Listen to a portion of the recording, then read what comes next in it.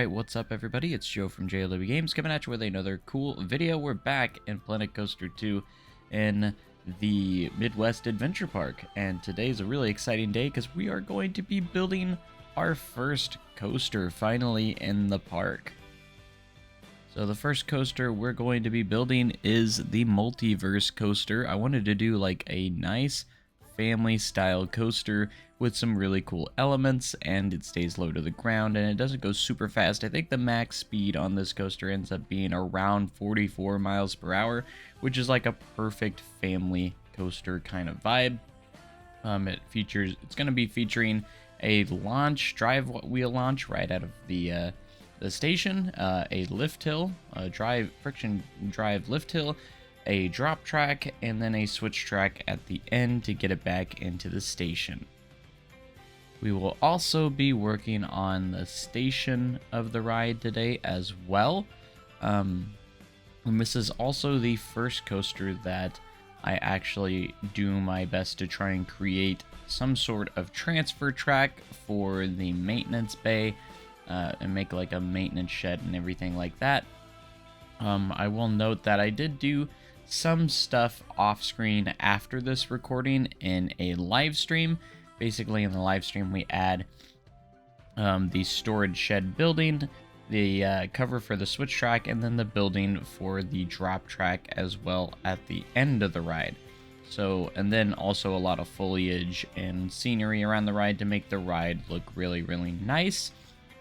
But as for right now in this episode, we're just going to be mainly doing the ride layout and the ride station, along with a little bit of the start of the queue and exit paths. It's also the first ride that I actually do a priority pass as well. It's the first time I've used the new system where you connect both entrances straight to the ride instead of like in Planet Coaster 1 where you connect the priority pass towards the end of the pathing or the queue line. You actually have two separate entrances now, which I like the design a lot better for when you're creating your priority passes.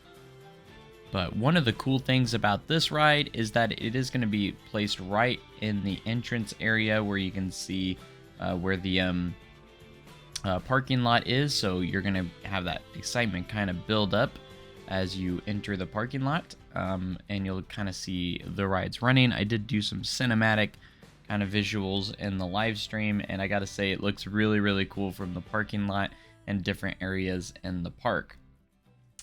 So anyways, we do go ahead and try and get like a again transfer track ready to go, and then also the switch track at the end. The only purpose of it is to get the trains to move forward again, since they're traveling backwards. Since I wanted to have a small backwards section in the ride, nothing too much, but like just the purpose of the switch track is to get it back facing forward into the station.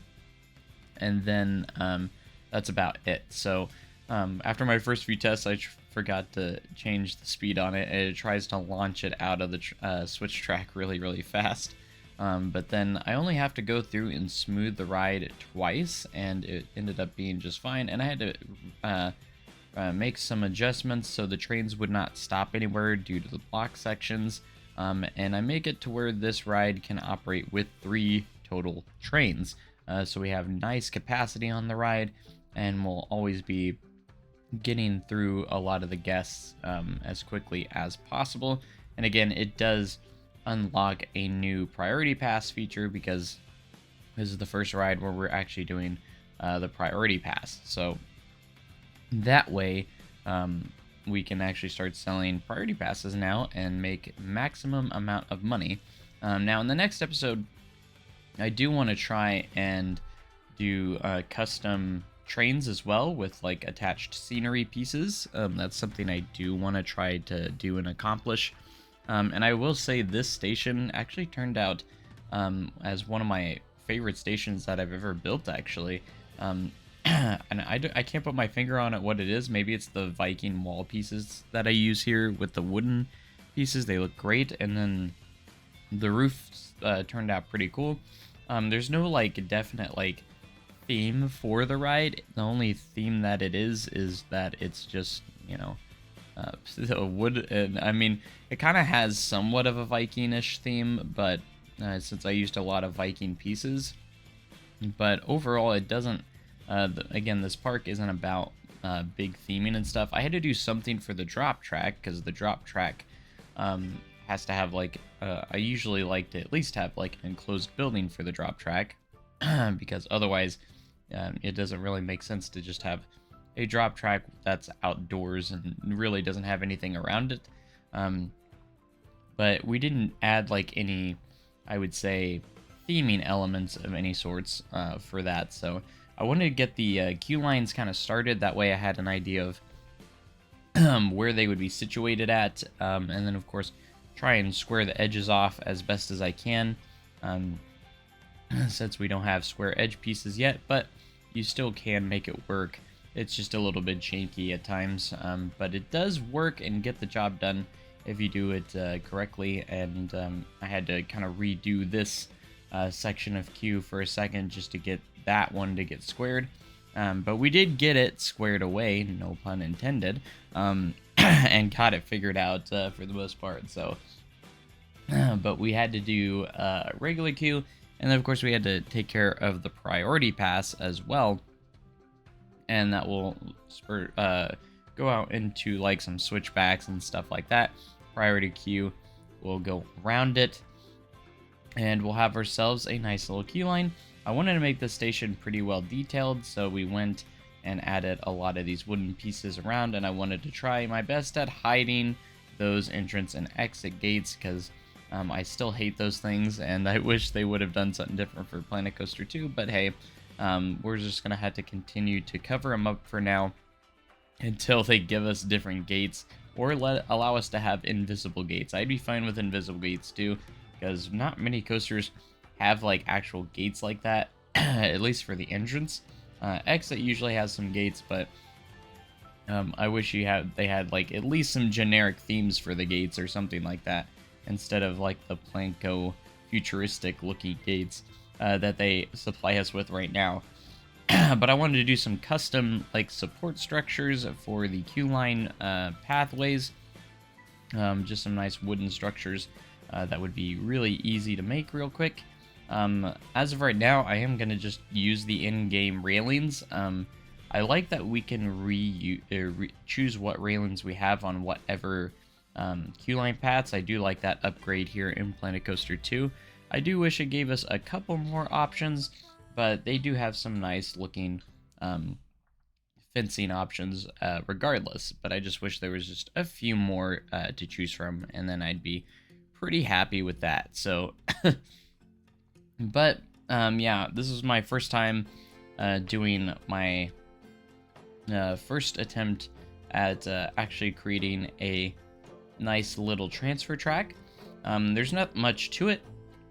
It's a very simple one, and because not being very familiar with the pieces we have here in Planet Coaster 2, I had to try and figure out exactly the pieces I wanted to use, and I quickly kind of found some pieces that worked really well for this exact reason. I wanted to add like a little bumper piece at the end here, kind of like I usually would do in Planet Coaster 1, and it ended up working pretty well. So, and then we have that transfer track there, where you can store at least 2 trains away. There's a lot of coasters that run 3 trains that only have 2 storage bays, and they leave the 3rd one out on the track. And if they need to work on that train, they would just have to swap trains. Which is, you see very common, especially on like a little family coaster like this. There would probably only be no more than 2 storage bays, because they're always going to at least be running 1 train onto the track. But I wanted to do something a little bit unique for this